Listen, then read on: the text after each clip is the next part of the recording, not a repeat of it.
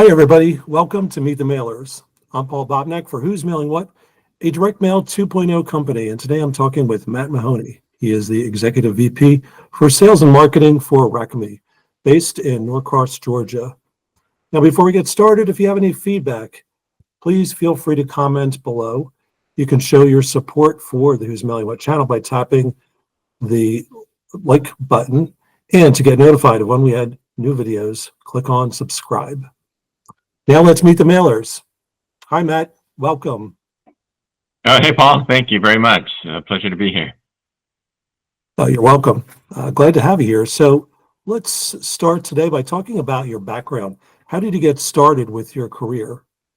Yeah, interesting. I'm in the print and mail space, as I think most of the listeners are here now. But I would say that probably most of us sort of fell into it. Like, you didn't go to school to go into this industry, right? Typically, and that's what happened for me. My journey was I started out in manufacturing, so I spent about 8 years, early part of my career, working for manufacturing companies, learning, process control and lean processing and the materials management, production control, and all this kind of stuff that goes on when you're making parts.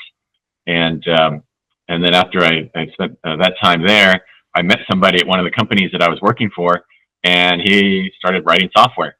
And he was writing software that would convert, this time was back in the 90s, would convert a print stream from an AS400 into something that a Xerox printer would understand. And this was sort of the birth of these transforms for high-speed production printing, digital printing, on the Xerox black and white toner machines back at that time.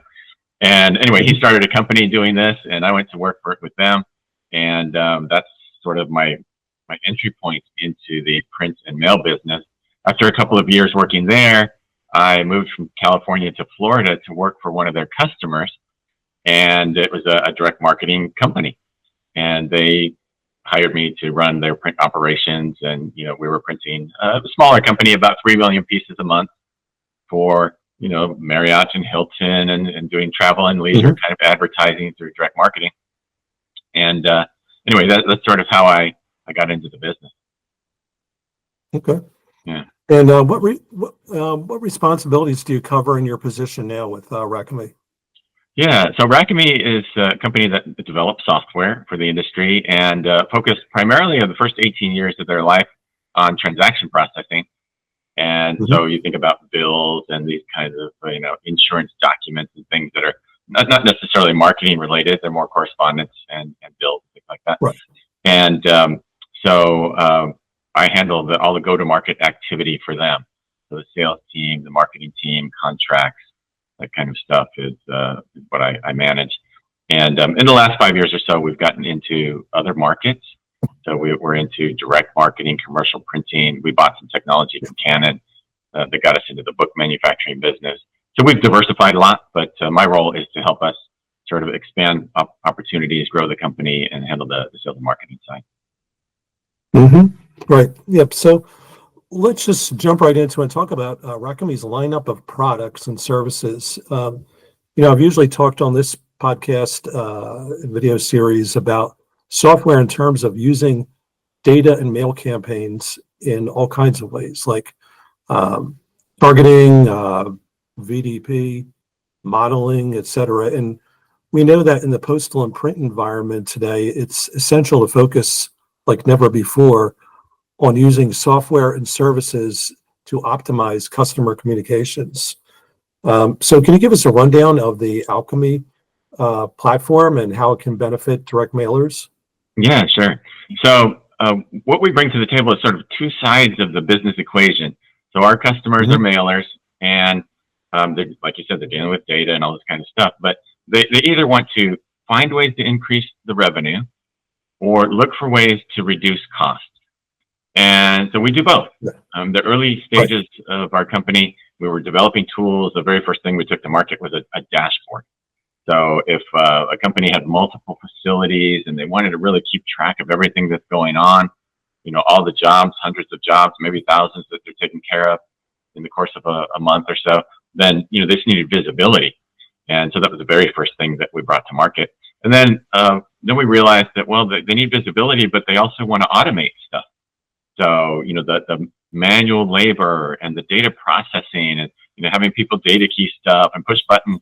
So they wanted to get rid of that and as much as possible, Right. create automation. So we came to market with automation tools where you can create low code connections between systems and tasks and create your own automation for mostly like file processing, but also automation in collecting production data.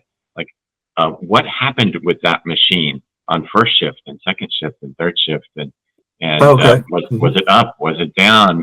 What kind of productivity did that machine have? Was it running fast that day? Was it running slower? Is it because the paper? So there's these sort of production metrics that we also automate the collection of, so people don't have to put it in spreadsheets or on clipboards or things like that. If you can talk to the machine and collect it, then that's better than doing it manually. And then the third thing we did after the dashboard and the automation is we started building tools that would do things, that would actually do the work. So you want to do some segmentation on a list, or you want to create an email and have it sent out automatically, or you want to run some postal processing or create a personalized piece, or whatever the task is.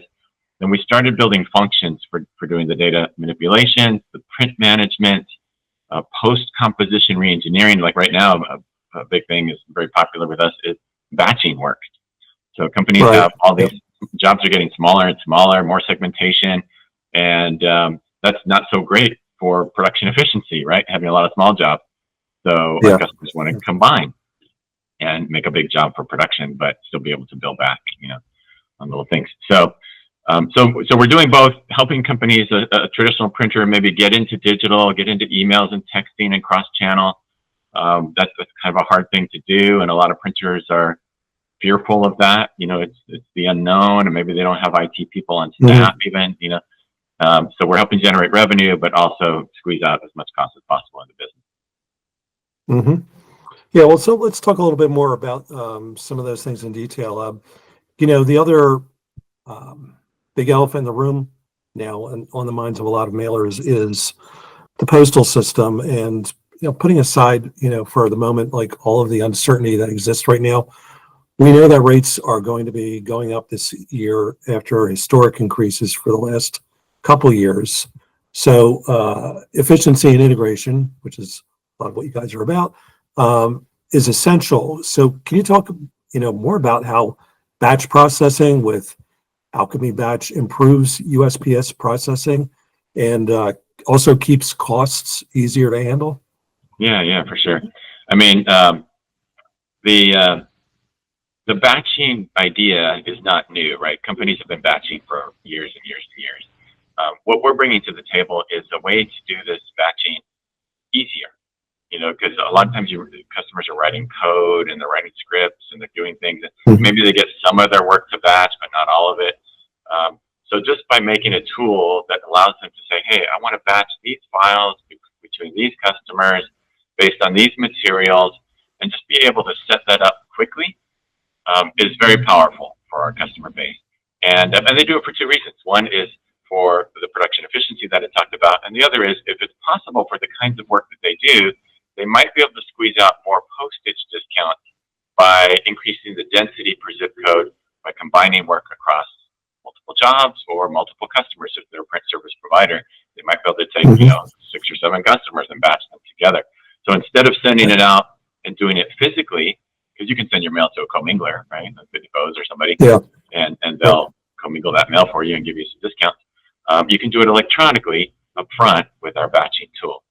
So that's something that's proven to be pretty valuable. And for first class mail, it's super easy because the post office dictates, right, what the requirements are. So we've been able to standardize this so that, again, when you're batching, you don't have to know a lot as a user about the postal setup of the software. It's pre-configured for you for first class mail. And if you want to do other kinds of mail, then you might get in there and do some configuring on what you want the postal processing to behave like. But for first class mail, we've made it super easy. Yep, completely agree. Gotcha. So good prospects for Racami's products, I would think, would be commercial printers, but who else? Yeah. So our big customer base, because we've just been there so long, is the transaction processors. And those fall into really kind of two categories. It's either an in-plant. So you look Right. at like Allstate, right? They're in the insurance business, but they have their own print Hmm. facility. Now, I think recently they've outsourced a lot of that, which leads into the other kind of company that we deal with, which is a print service provider, or sometimes called the service bureau or commercial Okay. printer. So different names for them, but they all have in common that they mass produce and distribute either a printed piece or some kind of Hmm. electronic communication. And it doesn't have to be a communication. It could be a sign. It could be a golf ball. It can be, something else that gets printed. Promotional But products. yeah, exactly. Yep, very cool. So help me understand something. We know that mailers of all kinds need to streamline and integrate their data and their processes, and they have to save on postage and other costs and get the mail and coordinate with other channels as soon as possible, simultaneously, operate like hand in glove more. So what are the barriers that are holding back companies from investing in that kind of tech to replace their, older, slower, maybe their legacy systems? Yeah, good question. I mean, there's no shortage of software and hardware available to our customers today, right? If you look at the MarTech landscape, Hmm. it's thousands and thousands of options for tools that you can use in this space. And Right. so some of the hurdles are really what tools do you buy, right, to apply to your business? Do you have the staff to do it? Because if you're a commercial printer, you might not even have one technical sort of IT person, developer sort of person, right, on staff. And so it changes your business to go that direction. You got to hire the right people, and then you got to get the right products and understand those things, and then go find some customers that want this Hmm. kind of service. So you have to have salespeople that know how to sell it. It's not like selling print. Maybe you're selling a marketing related service, and so you're talking to a different kind of person that you're selling to, and you're selling an integrated campaign. And what they're really buying from you is results, not print, right? Right, And right. so a lot of those hurdles we see with our customers that are trying to figure out how to navigate, where the market is going with digital, and uh, and even things like payment processing. So we got into payment processing because a lot of our customers send bills, Oh, that. and so we're Mhm. closing the loop so that they can collect payments on the back end. And so there's a lot of these decisions that companies have to make about where they're going to go, because, as you mentioned, the post office is fragile, prices are increasing. That's driving Mhm. people to reduce the amount of print, right? Because it's so expensive to mail. The service level for some parts of the mail stream are going down, right? Depending on the class of mail, it might take longer to get there, and it costs more. So Mhm. Right. companies are looking for other ways. Can I use a digital alternative? And if I can, some of those barriers are just like, how do I do it? Right. Yeah. Right. Yeah. So as a company with such a data-driven approach, how much of that is providing more transparency and visibility into all the parts of the process? Because I think that today's printers and marketers, they want to know what's going on at any time, 24/7, 365 with any of their print and their marketing jobs. Yeah, 100%. We were just at a conference last week, and we've known this for a while, but it just really validated our thoughts. Most of the companies there were about 50 companies in the conference, a small group of print service providers. And one of the hot topics, and there was a session on it, is customer facing dashboards. And the reason Mhm. Right. the print service providers, their customers are wanting to have more visibility. Did you get my job? Did you print it? Did you mail it? If you're doing digital for me, I want to see email bounces and all these kinds of things. How many made it through? Maybe I've got the call center integrated. I need to see when the mail is hitting the mailboxes so that we can staff the call center appropriately. So there's a lot more visibility needed on where jobs stand, not only an individual job, but down to the mail piece level, or what we call the record level. Mhm. Right? And so a lot of this is what we're bringing to the table for our customers is visibility internally, so you can run the business as efficiently as possible, make sure everything's happening the way it should, a printer goes down, you need to know that and be able to reroute. Things happen in the course of the day, right? And your customers as a print service provider want that kind of visibility too. And it gets more and more data heavy the more digital you go, right? Sending emails. If you send one email through a production channel and you're wanting to get statuses back, you can get up to 7 statuses, right? It bounced, it made it through. They clicked the link in the email. It was a soft bounce versus a hard bounce. There's all these statuses. And you're getting those statuses over the course of a period of time. So you get 7 possible statuses back daily. So the data that you're recording explodes.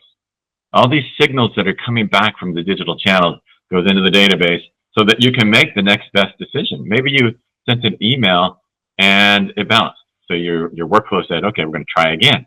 So we sent the second one and that bounced. We sent the third one, that bounced. Then the workflow says revert to a mail piece. Right. So you're going to have these signals coming back. It's going to feed the next best step to take. And so all of that relies on data, and you're getting more and more of it. So if you're a commercial printer and you haven't dealt with this before, you better plan on having a good database management skills. Yeah. I mean, like we said, it's the expectation now from customers that you're going to have that at any time and be able to make decisions on the fly if you need to. Yeah, for sure. And that's getting more and more popular. Like it's for us, because we sell that kind of tool, and we have for years. We've seen a spike in interest in that particular tool. Yeah. So, speaking like a lot more broadly, what kind of trends do you see for the direct mail marketplace from your perspective for the next year or so? Yeah, I think it's sort of more of the same. So you have this personalization idea, right? Where we want to talk to somebody, and marketers will segment their data and have these cohorts, and they send messaging to them. I think with AI around, there's going to be more use of AI to do finer and finer segmentation, so we can really get more closely to the segment of one, and do that well with the proper timing. So let's say somebody abandons a shopping cart, right? This is what I do. I love to shop online, but then I never buy. Right. So I just spend my time shopping, but I don't hit the buy button. And so I abandon that. So I tend to get emails. Hey, you left something in your shopping cart. Did you forget something? Right. So that but you can also do that with physical mail. You can say if they abandon, and with AI-driven sort of hyper-personalization and the programmatic automation that you can put around this, you could quickly create a mail piece within a day of them abandoning the shopping cart and get it to them. And so, it's the speed to market on this one-to-one sort of segment of one personalization. And so I think that the AI is going to help with that, to advance that particular initiative. And then just, omni-channel integrations, people are having a hard time still. It's a very complex thing to do. It's an advanced sport to do the print and the digital, and like you said, hand in glove kind of thing. And so I think there's going to be a lot more companies, advancing in that direction. Some software providers providing new tools. Of course, there's things like HubSpot, right, and Marketo, and these marketing tools. But those tools are digital natives. They don't know much about print. Right. So you got to marry the print tools with these digital native tools for marketing, and we're providing software glue to do that. And that's something I think is going to be needed in the future, is just more integration between sort of the traditional print channels and the digital divide that's there. Yeah, and you're going to have people who are well versed in how to utilize all of them equally well at the same time. Yeah, for sure. That is a problem too. We're at the conference and they're like, it's hard to find people, especially like young people. This industry tends to have a lot of older people in it, right? The print industry. So bringing young people in who are interested in it and, can help us grow our businesses and keep the industry going, and know how to do these other digital things. Like they grew up in digital. So it's important to have that kind of person come come into the business. And I think that is a challenge for our industry, is attracting the young talent. Yeah, absolutely. Yeah. So, this is a question I ask people, for other sessions I've done. What's one direct mail piece that you may have received recently that made you stop and really pay attention? Yeah, I get stuff in my mailbox, although a lot of my stuff is digital. But one thing is Oh, sort of a local. I shop at Ace Hardware, okay. and I go to Home Depot too and Lowe's and those. But it's 5 minutes from my house, and Right. their service is really good. Right, if you've ever been to an Ace Hardware, when you walk in, there's a greeter, and they take you right to what you need. And so it's very personalized service. But they send me. I think they do some kind of RFM analysis because I am on their list. Right, I'm a member of Ace and the rewards program. And so the more I spend there, the bigger the coupon they give me. So Oh, okay. Mhm. periodically I'll get a mailing and it'll have some advertising in it about the products and discounts they have, but there's coupons, 20% off, or a $5 coupon for, this next time you come in, you get $5 off. Right? So they have these different coupons. And I've noticed that, and by the way, I have everything I need. I don't need to go to Ace Hardware anymore, but I just keep going because Right. they give me these coupons, and I'm like, hey, I can't waste $5. They gave me a free $5, so I go No, in it's and a good I reason. find something. Yeah, so it really works on me, and and the more I spend, I notice that the coupons get bigger. When I bought a barbecue, it was a couple $100, right, for the barbecue, and then they sent me coupons that were larger. So I would say that that's a really good example, and they must be doing RFM analysis, recency, Hmm. frequency, monetary, whatever they're doing, because it's really personalized to me and it's relevant to me, and I don't need anything, but it makes me want to go in there and buy something. Awesome. Yeah, Yeah. Well, so kudos to them you for know, marketing. oh yeah, absolutely. Yeah, Well, we could really talk for hours more about all the different areas we touched on. But how can people connect with you and Racami to find out more about all of your CCM solutions? yeah. If they go to racami.com, that's probably the best place to start. So it's just racami.com.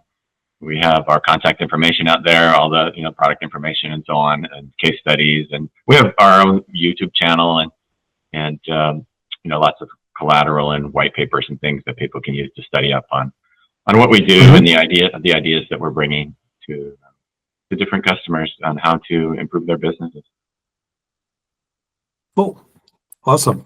Well, thanks again, Matt, for being here today on Meet the Mailers. Uh, really appreciate you for being here. And thank all of you out there for joining us today. Remember that questions and feedback are welcome. Tap those like and subscribe buttons. And if you want to be highlighted in a future edition of Meet the Mailers, please reach out. My contact info can be found in the paragraph below here on YouTube by tapping Show More. And we can hopefully talk about how we can showcase your company, your solutions, and your thought leadership. Thanks again for watching Meet the Mailers, and see you here next time.